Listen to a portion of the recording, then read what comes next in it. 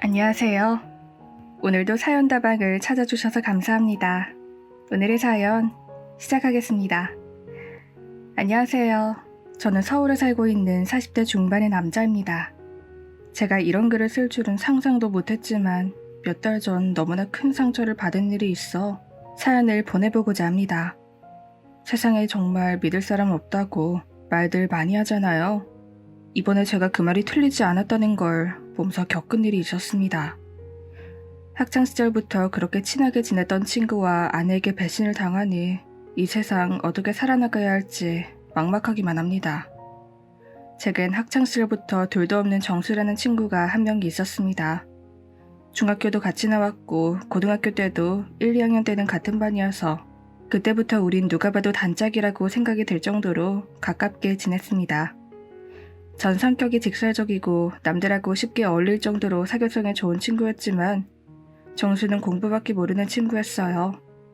반에서도 항상 1, 2등은 독차지할 정도로 머리가 좋은 친구였고 쉬는 시간에도 저와 다른 친구들은 장난치며 놀기 바쁜데 정수는 항상 책상에 앉아 책만 보는 그런 친구였습니다. 처음에는 전 그런 모습이 마음에 들지 않더라고요. 제가 워낙 공부를 못해서 그래서인지 괜히 범생이 같은 스타일의 친구들은 아무 이유 없이 그냥 마음에 들지 않았습니다. 어느 날은 중간고사 시험 기간이었는데 열심히 친구들과 시끄럽게 놀고 있는데 정수가 대뜸 야, 니네 조용히 좀 해줄래? 지금 시험 기간인 거 몰라? 니네 때문에 여러 사람이 공부도 집중 못하고 피해보고 있잖아. 뭐 피해를 줘. 공부 좀 한다고 위세 떠냐? 그리고 지금이 수업 시간이야? 말 그대로 쉬는 시간이야. 편히 쉬라고 정해놓은 게 쉬는 시간인데 왜 시끄럽다고 난리냐. 그리고 너 평소에도 잘난 척해서 평소에 마음에 안 들었었는데 이제 우리한테 명령조로 얘기를 해? 너 오늘 잘 걸렸다. 하고 전 정수의 뺨을 주먹으로 때려버렸습니다. 하지만 맞고만 있을 줄 알았는데 정수의 싸움 실력도 만만치가 않더군요. 제게 발길질도 하고 주먹으로도 때리고 저도 싸움은 곧 잘한다고 생각을 했는데 잘못하면 제가 질 것 같다는 생각도 들었습니다. 그렇게 우린 친구들이 말리지만 않았더라면 누구 하나 병원 신세 져야 할 정도로 심하게 싸움을 했죠. 바로 우린 교무실로 끌려갔습니다. 가서 소란을 피우고 싸웠다는 이유로 서로 엉덩이 10대씩 맞고 교무실 앞에 무릎 꿇고 앉아 벌을 받아야만 했습니다. 엉덩이도 아픈데 정수한테 얼굴을 제대로 한 대 맞아 이마가 부어올라 있었고 지나가는 여학생들이 우릴 보고 깔깔대며 웃는 모습을 보니 그렇게 창피해서 얼굴을 들 수가 없더라고요. 근데 정수 이 친구는 아무것도 신경을 안 쓴 듯 예비 시험 문제나 풀고 있어서 제가 먼저 말을 꺼냈습니다. 야, 넌 창피하지도 않냐? 저렇게 친구들이 놀리듯이 보고 지나가는데 너도 참 멘탈 좋다.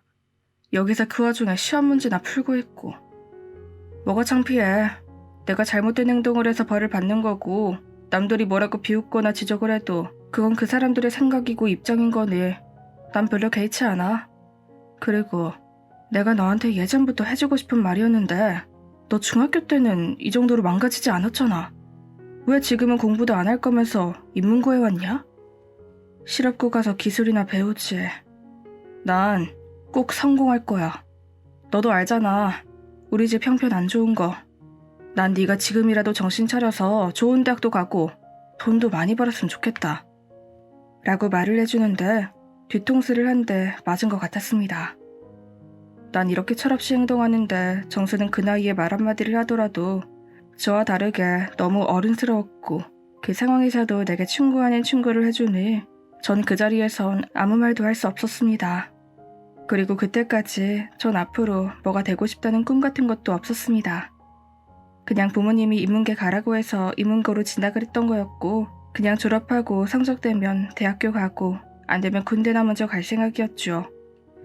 근데 정수는 자기 집 형편이 안 좋으니 자기가 공부를 열심히 해서 꼭 성공하겠다는 명확한 꿈이 있더군요.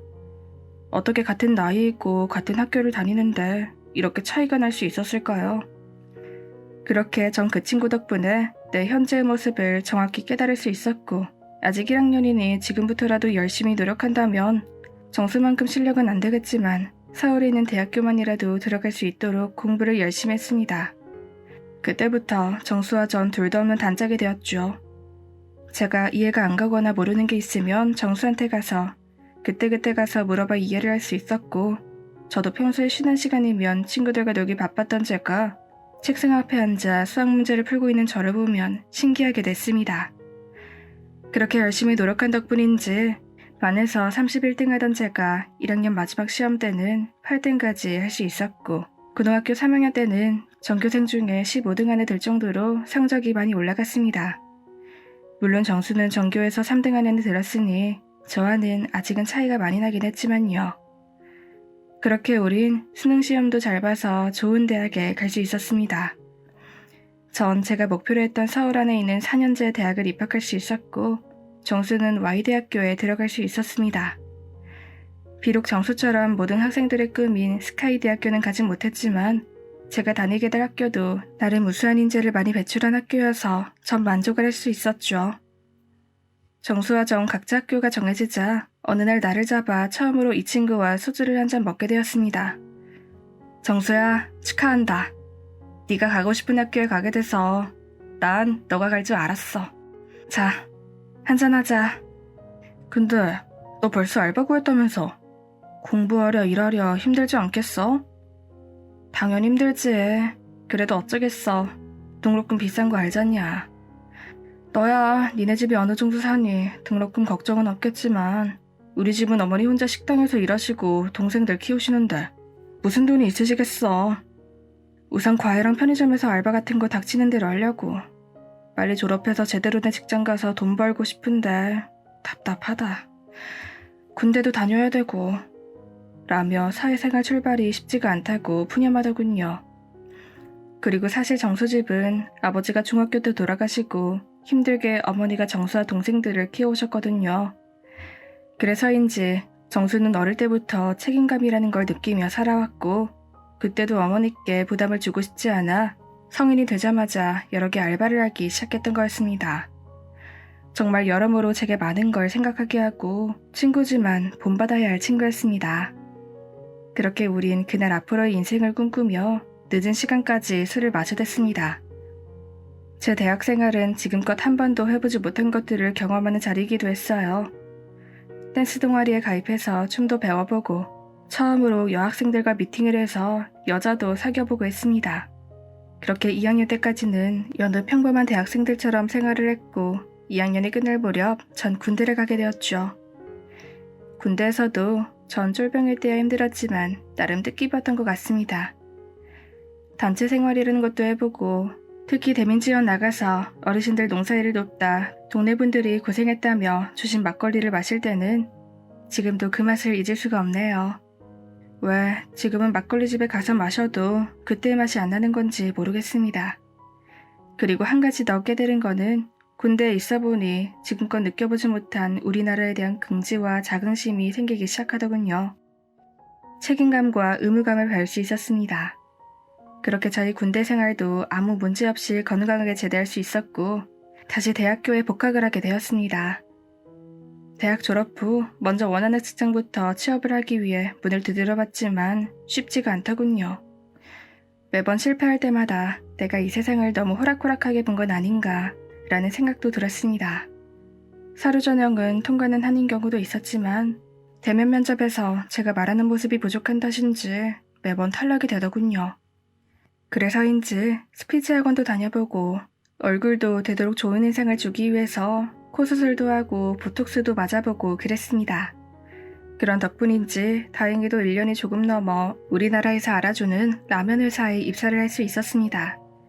입사를 하고 나서 혹시나 텃세가 있지 않을까 하고 걱정도 했지만 다들 회사 선배님들이 잘 대해주신 덕분에 금방 적응을 할 수 있었죠. 그렇게 회사 생활을 적응할 무렵에 정수에게 연락이 오더군요. 시간 되면 얼굴이나 보자고요. 그동안 간간히 만나고 연락도 했지만 그날따라 정수는 기분이 매우 좋아 보였습니다. 그날 저녁 우리는 삼겹살에 소주 한잔 마시며 이야기를 나눴는데 왜 정수가 들뜬 목소리로 제게 전화를 했는지 금방 알 수가 있었습니다. 정수는 얼마 전 땡땡전자에서 합격 통보를 받았다고 했습니다. 그래서 자랑하고 싶어서 저를 만나자고 했다고 하더군요. 이 친구도 대학 졸업 후 취업이 잘 되지 않아 스트레스를 많이 받아온 상태였는데 좋은 곳으로 취업이 됐다니 저도 기분이 매우 좋았습니다. 원래 이 친구는 눈높이만 조금만 낮추면 10대 기업은 아니더라도 우리나라에서 100위 안에 드는 기업에 들어갈 수 있는 조건이었지만 자기는 귀엽고 남들이 최고로 알아주는 회사에 입사하는 게 꿈이었다며 계속적으로 도전을 했는데 결국은 이루고야 말았으니 얼마나 기분이 좋았을까요? 그 마음을 알기에 저도 누구보다 기뻐해주고 축하를 해줬던 거죠. 야, 오늘 삼겹살은 네가 사라. 근데 되긴 되는구나. 난 솔직히 쉽지 않을 줄 알았거든. 너의 끈질김에 또 한 번 감탄 안 할 수가 없다야. 이제부터 네 인생 시작이니 어려운 일을 겪어도 지혜롭게 잘 이겨내고 무슨 일이 있어도 우리 우정 변하지 말자. 알았지? 그리고 우리들 중 누가 먼저 결혼할 것 같냐? 우리 서로 결혼하면 서로 사회봐주기다. 갑자기 무슨 결혼이야. 난 결혼 생각 없어. 그냥 난 돈만 왕창 벌고 싶다. 두고 봐. 내가 어떻게 일어서는지 내가 꼭 잘 돼서 우리 집안 다시 일으키고 싶다. 라고 하더군요. 정수는 결혼, 연애, 취미 이런 건 전혀 관심이 없어 보였고 오로지 돈만 빨리 벌고 싶다는 마음뿐이었던 것 같습니다. 10년 전 싸움복질하며 교무실 앞에서 벌을 받았던 우리들을 지금은 어엿한 어른이 되어서 둘 다 좋은 직장을 구해 이리 인생 얘기를 하고 있으니 감회가 새롭더군요. 그렇게 우린 그날도 웃고 떠들며 기분 좋은 시간을 보냈습니다. 그리고 얼마 후 전 제 인생의 전환점이 될 누군가를 소개받게 됩니다. 바로 아내였죠. 소개해준 사람은 제 여동생이었는데 같은 대학교에 다니는 친구라고 하면서 착하고 얼굴도 예뻐 남주기 아까워 소개를 시켜준다고 하더군요. 오빠, 주말에 시간 돼? 내 친구 중에 괜찮은 친구가 한 명 있는데 오빠 소개시켜주려고. 성격도 좋고 얼굴도 예뻐. 무엇보다 내가 믿을 만한 친구고 그리고 심성이 착해서 여기저기서 남자들이 환장해서 들려붙고 난리가 아니야. 그러니 기회 될 때 한번 만나봐. 친구한텐 이미 말해놨어. 웬일이냐? 그렇게 소개시켜주라고 할 땐 안 해주더니. 알았어. 약속 있어도 그날은 취소시키고 나가야지. 아무튼 고맙다. 잘 되면 은혜는 잊지 않을게. 그렇게 전 그 주 주말에 동생을 소개시켜주는 여자를 만나게 됐습니다. 정말 동생이 말한 대로 청순한 스타일에 피부도 좋고 한눈에 봐도 너무 예뻤습니다. 안녕하세요. 정민철이라고 합니다. 동생한테 이야기는 많이 들었는데 생각보다 더 미인이시네요. 보시다시피 전 잘난 게 없어서 실망하지 않으셨을까 걱정이 되네요. 그래도 이왕 나오셨으니 즐거운 자리 되었으면 좋겠습니다. 그러자 그 여성분은 아니에요. 멋있으신데요? 그리고 외모가 중요한가요? 차차 알아가면서 인연이 될 수도 있고 그게 아니라면 오빠 동생 사이로 지내면 되죠. 그러니 부담 갖지 마시고 오늘은 편안하게 서로를 알아갔으면 좋겠어요. 그렇게 말해주니 너무 고맙더라고요. 하지만 제가 말재주가 없다 보니 대화를 하면서도 말이 끊길 때가 많았고 제가 그 여자분의 눈을 마주치지 못하고 자꾸 다른 곳을 보면서 말을 하게 되더군요. 저도 모르게 그 여자 앞에서는 위축이 들었습니다. 그렇게 그날은 아쉬움을 남긴 채 헤어질 수밖에 없었습니다. 하지만 다행히도 동생한테 그 다음날 얘기를 들어보니 그 여자분이 처음 봐선 잘 모르겠고 저를 몇 번 더 만나보고 싶다고 말을 했다고 하더군요. 전 분명 제게 실망을 하고 다시는 못 볼 줄 알았는데 그 얘기를 들으니 아직 희망이 있다는 걸 알고 더 적극적으로 다가가기를 했습니다. 그래서 두 번째 만남 이후부터는 똑바로 눈을 마주치며 이야기를 하려고 했고 어디를 가더라도 먼저 리드를 하면서 편안하게 해주려 했고 무엇보다 남자답게 보이려고 노력을 많이 했죠. 그러다 보니 만남이 거듭할수록 우린 서로 자연스러워졌고 마음이 맞았던 건지 연인도 될 수 있었습니다. 처음에는 손도 잡기 힘들었던 제가 어느 순간부터는 키스나 뽀뽀도 서슴지 않게 할 정도로 늑대가 되어 있더라고요. 그리고 무엇보다 아내와 잠자리도 너무 좋았습니다. 이 여자를 만나기 전에는 대학교 때 딱 한 번밖에 여자를 만나보지 못했던 더라 당연히 관계를 가질 때 그런 재능이 부족할 수밖에 없었죠. 하지만 생각외로 아내가 능수능란하게 잘 맞춰주었고 점자리만큼은 아내가 리드를 잘해준 덕분에 전 만족을 할 수 있었습니다. 정말 우픈 이야기지만 저도 어떻게든 아내를 만족시키게 해주고 싶어 그때처럼 야한 동영상을 많이 봤던 적은 없었던 것 같습니다. 하지만 생각보다 많은 도움이 되더군요. 어느 순간부터 아내는 저와 밤을 보낼 때마다 관계를 원하여서 제가 고생한 적도 많았지만요. 그렇게 우리는 서로 마음도 맞고 한시도 떨어져 있고 싶지 않아 만난 지 2년의 시간이 흐른 뒤 결혼식을 올릴 수 있었습니다. 정식으로 부부 사이가 된 거죠. 결혼식 사회는 그 전에 약속했던 것처럼 친구 정수가 사회를 잘 봐준 덕에 결혼식을 잘 마무리 지을 수 있었고 대출을 50% 정도 해서 서울 강북에 있는 아파트에서 신혼살림을 차릴 수 있었습니다. 정수와 그때 우리 둘 중에 누가 먼저 결혼할 것 같냐고 제가 물어본 적이 있었는데 정말 결혼은 제가 먼저 하게 됐더군요. 그때까지만 해도 정수는 여자에 관심이 별로 없었던 걸로 보였습니다. 그렇게 저와 아내는 하나에서 둘이 되었고 누구보다 행복한 신혼생활을 할 수 있었습니다. 그리고 아내가 살림하라며 절 잘 내조해준 덕분에 전 회사에서도 나름 인정받는 직원이 될 수 있었고 8개월 뒤 아내가 쌍둥이를 임신하여 두 아이의 아빠가 될 수 있었습니다. 아내가 잠시 외출을 하게 돼서 혼자 아이들을 볼 때면 이만저만 힘든 게 아니더군요. 기저귀를 갈아줘도 울고 분유를 줘도 울고 안아줘도 울고 미치겠더군요. 정말 아내가 이런 아이들을 홀로 2명이나 힘들게 키우고 있다는 걸 생각하니 항상 감사했습니다.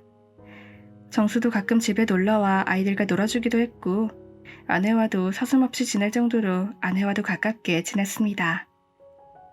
평소에 아내는 술을 잘 하지 않는 편이었는데 정수만 집에 놀러오면 저녁에 맛있는 안주를 만들어 놓고서 저, 정수, 아내 이렇게 셋이서 술도 같이 마시며 즐거운 시간도 보내곤 했습니다. 그렇게 저에게는 행복한 일들만 있을 줄 알았는데 아이들이 중학교를 다닐 때 전 크나큰 잘못을 하고야 말았습니다. 정말 하지 말았어야 했는데 제가 무슨 욕심이 있어 그랬는지 같은 부서에서 일하는 동료가 주식으로 많은 돈을 수익을 보고 있는 걸 보고 따라하다가 크나큰 손실을 보게 되었죠. 처음에는 국내 주식만 하다가 허황된 꿈에 해산을 건드렸다가 아내몰래 은행에서 1억을 대출받았고 그것도 모자라 캐피탈까지 손대서 빚덩이에 나앉게 되었습니다. 아내는 평소에 주식 같은 건 좋아하지 않은 사람이었던지라 아내에게는 비밀로 하고 혼자서 몰래 썼는데 저도 이렇게 크게 손실을 볼 줄은 몰랐죠. 정말 사람의 욕심이라는 게 끝이 없더군요. 본전만 찾자는 심리로 계속하다 보니 제 몸과 마음은 더욱 피폐해져만 가더군요. 하지만 월급을 받으면 꼬박꼬박 아내에게 보내줘야 했던지라 월급은 손댈 수 없었고 은행이자며 비싼 캐피탈 이자까지 혼자서 감당하기에는 너무 버거웠습니다. 그래서 어쩔 수 없이 손을 벌리게 된 게 정수였습니다. 이미 전 그때 상황에서는 자존심이고 뭐고 없었으니까요. 정수에게 전화를 걸어 정수야, 미안한데 혹시 돈 좀 빌려줄 수 있니? 내가 이번에 크게 사고를 하나 쳤어. 내가 지금 부탁할 데가 너 말고는 없어서 연락했는데 미안하다 야. 여유 되면 1억 정도 부탁할 수 있을까? 그놈의 주식을 건드려서 인생 망가지게 생겼다 야. 와이프 이 사실 알면 나 쫓겨날지도 몰라. 뭐? 너 미쳤구나. 그냥 좋은 직장 다니면서 월급 받고 살 것이지. 네가 뭘 한다고 주식을 해. 내 주위에도 주식해서 회사 그만두고 페인될 사람들 한두 명인 줄 아니? 너는 안 한 줄 알았더니 큰일이다 큰일이야. 암튼 1억이면 해결돼? 너도 알다시피 나 누구한테 돈 안 빌려주고 악착까지 모으고 있는 거 알지? 내가 너니까 한 번은 빌려주는데 다시는 이런 부탁하지 말아라. 그리고 자식들 생각해서 정신 좀 차리고. 그렇게 전 정수의 도움 덕분에 급한 건 해결할 수 있었습니다.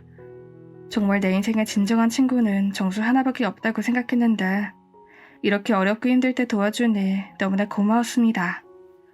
내가 만약 정수의 입장이 바뀌었다면 내가 과연 1억이라는 큰 돈을 빌려줬을까라는 생각도 해보게 되더군요.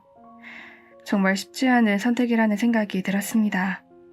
그래서 전 너무 고마워 그 다음날 정수를 집에 오게 하여 상다리가 부러질 정도로 음식을 준비했습니다.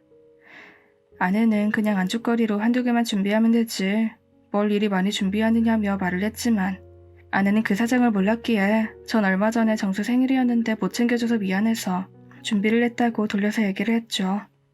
그렇게 그날도 정수와 함께 저와 아내 셋이서 이런저런 얘기를 하며 술을 마셔대기 시작했습니다. 정수한테 집에 오기 전에 혹시 술자리 하다가 실수로라도 주식 얘기 꺼내면 안 된다고 신신당부를 해놓은 상태였기에 편안히 먹을 수 있었습니다. 정수야, 너 진짜 결혼 안 할 거니? 지금 우리 나이 40대 중반이야. 이제 너도 돈도 모을 만큼 모았잖아. 우리 나이에는 순식간에 세월 흘러간다. 그러지 말고 좋은 여자 만나서 가정을 꾸려봐. 너도 애 낳고 살아가다 보면 가장 큰 행복이 돈이 최고라는 게 아니란 걸 알 수 있을 거야. 됐어. 했으면 진작했지. 그냥 혼자 이렇게 살다 은퇴하면 시골 가서 전원주택 하나 지어서 조용히 지낼란다. 내 생활에 만족하니 걱정 마라. 그러더군요. 그때 옆에서 아내도 아유 냅둬. 정수 오빠가 알아서 하겠지. 그냥 당신은 우리 가족만 신경 쓰고 남들은 신경 쓰지 마. 부담되게 자꾸 왜 그런 말을 하는데. 혼자 살기 편하다잖아. 라고 정수 입장에서 얘기를 해주더군요. 그래서 전 좋은 뜻으로 말을 했던 거였는데 두 사람이 그리 말하니 그래 알았다고 하고 다시 술을 먹기 시작했죠. 평소에는 셋이서 소주 6병 정도면 딱 기분 좋게 술자리를 끝낼 수 있었는데 그날은 금요일이라 다음날이면 회사를 안 가도 돼서 그런지 기분 좋게 늦은 밤이 되도록 술을 마셨습니다. 그러다 그렇게 술을 먹다 피곤해서인지 어느 순간 정수가 먼저 거실 소파에 먼저 잠이 들었고 저도 정수가 잠이 드는 걸 확인하고 거실에서 뻗어버렸습니다. 그런데 1시간 정도 지났을까요? 술을 너무 많이 먹은 탓인지 속도 안 좋고 물이 마시고 싶더군요. 그래서 물을 마시러 주방으로 가려는데 소파에서 자고 있어야 할 녀석이 안 보이는 겁니다. 그래서 전 잠자리가 불편해 중간에 갔나 보구나 하고 생각했는데 조금 뒤 전차만 못 볼 것을 보고야 말았습니다. 물을 마시고 안방에서 편안하게 자려고 안방문을 여는 순간 정수 이놈이 아내 위에 올라타고 있었던 겁니다. 전 그 모습을 보고 어찌해야 될지 모르겠더군요. 정신을 차리지 못했으니까요. 전 조용히 안방 정등을 켰습니다. 둘 다 실오라기 하나 걸치지 않고 있더군요. 전 그때서야 정신을 차리고 소리를 지르기 시작했습니다. 이 쓰레기 같은 인간들아. 니네들 지금 내 집에서 뭐 하는 거야? 어떻게 내 침대 위에서 이런 짓거리를 할 수가 있어? 니들이 인간이야? 니네가 입 있으면 말해봐. 너네 언제부터 이렇고 이런 사이였어? 정수 너 남도 아니고 네가 나한테 이럴 수 있어? 널 제일 믿었고 널 친구로서 좋아했고 친구지만 한때는 존경도 했었다. 근데 이런 짓을 벌일 수가 있니? 그리고 당신 애들 옆방에서 자고 있는데 부끄럽지도 않아? 차라리 이 짓거리를 하려면 나 모르게 다른 곳에서 하던가. 하며 머리끄댕이를 잡아당겼습니다. 그렇게 아내는 울면서 소리를 지르고 친구는 그 모습을 말리고 하다 보니 옆방에서 자고 있던 아이들은 소란스러웠는지 어느 순간 안방 문 앞에서 우리의 그런 모습을 지켜보고 있더군요. 너무나 부끄러웠습니다. 아이들 나이도 가장 예민하고 사춘기인 중학생들이었는데 엄마와 아빠 친구라는 사람은 옷을 다 벗고 있지 아빠는 엄마 머리를 잡고 있지. 그런 모습을 보니 얼마나 충격이었을까요? 말없이 우리를 보며 눈물만 흘리고 있더군요. 우선 아이들에게 다가가 내일 이야기하자고 하며 겨우 설득을 하며 방에 보냈습니다. 아내는 그때서야 아이들을 보고 미안했는지 옷을 입고 제발 한 번만 용서해달라며 빌기 시작하였고 친구도 마찬가지로 아내 옆에서 무릎 꿇고 고개만 숙이고 있더군요. 정말 믿을 수 없었습니다. 내 인생에 가장 가까운 사람들이 이런 모습을 보이니 기가 막힐 노릇이었습니다. 진정을 하고 물었습니다. 언제부터 이런 사이였냐고. 그러니 이렇게 만난 지는 2달 정도 됐다고 하더군요. 솔직히 그 말도 믿지 않았습니다. 2달밖에 안 됐는데 내가 이렇게 있는데도 대범하게 안방에서 그런 짓을 할 수가 있나요? 하지만 듣고 있었죠. 2달 정도 되었고 우리 집에 와서 술을 몇 번 먹고 친해지다 보니 호감이 생겼다고 했습니다. 그러고 연락을 하다 밖에서 나몰래 몇 번 만나다가 사귀게 되었다고 하더군요. 그리고 아내는 제가 주식하고 돈을 빌린 것까지 다 알고 있었습니다.